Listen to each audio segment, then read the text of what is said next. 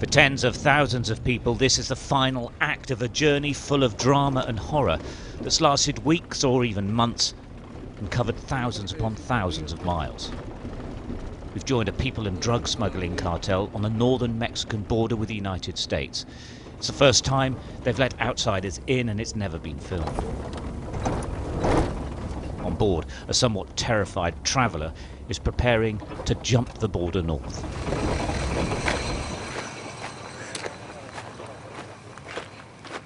They want us to move quickly as the night closes in. This is a popular route with competing gangs, and they rent access to the border by the hour. In the red and white shirt is Pedro, a guide. They're known as coyotes, wild desert dogs who know the routes to the United States. But is it quite easy getting over? Pedro tells me it's not easy. There's surveillance cameras and border patrols everywhere.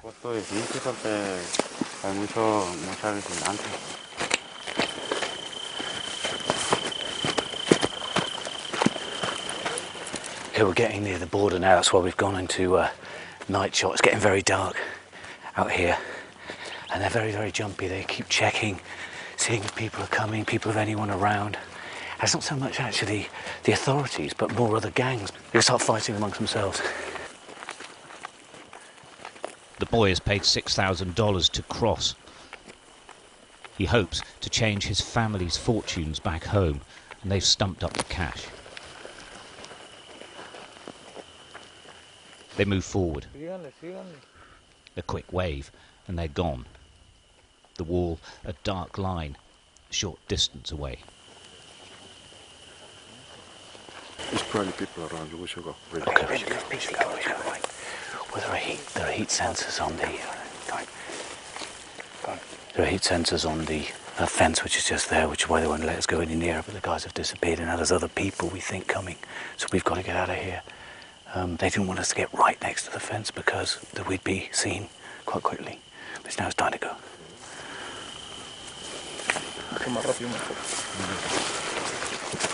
Then we're off. Another customer in a multi-million-dollar business delivered. It's all right, actually, isn't it? It's all right, isn't it?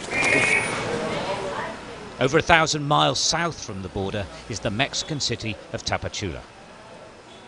It's at the centre of the people trafficking business, but it's a business that's changed. It's morphed into a multinational coalition of crime syndicates.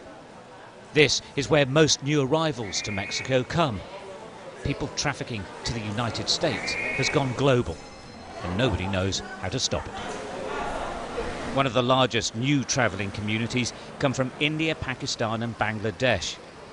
There are 5 curry houses on this street alone. Each are paying between $30,000 and $50,000 to the smuggling syndicates. The new arrivals are greeted with an affectionate hug.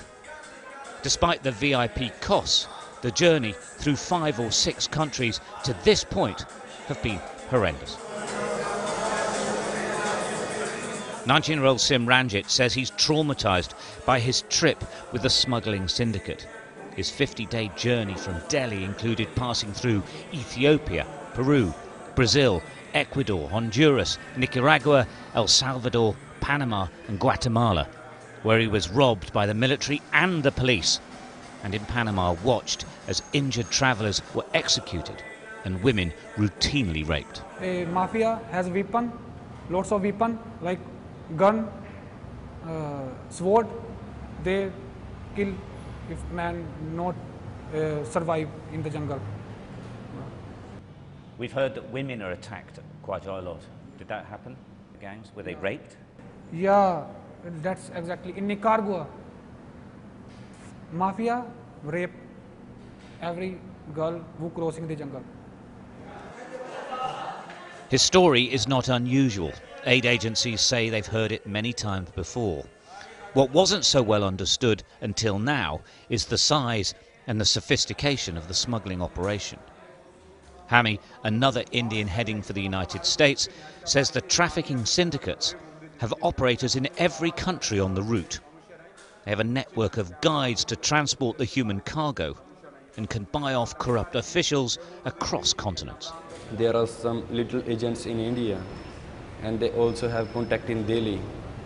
And Delhi peoples have contact in like other countries. And those are the men who control everything. There are 50 to 60 person under them. They control them from out of Latin America. I think so that my agent is in Europe. Like he's controlling all these things from Europe.